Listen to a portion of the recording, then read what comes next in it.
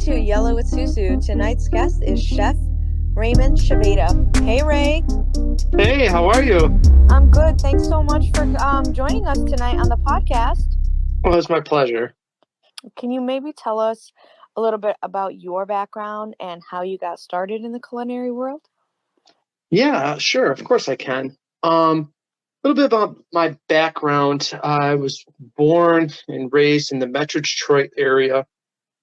Um, Typical Midwestern, style here.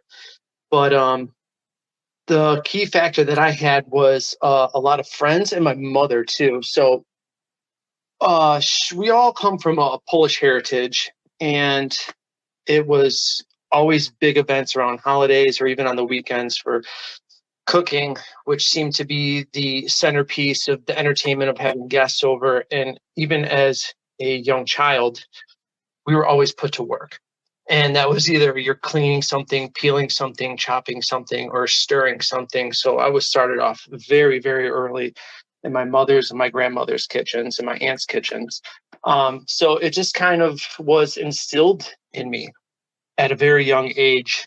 And it didn't come out until later when I decided that I wanted to be a chef.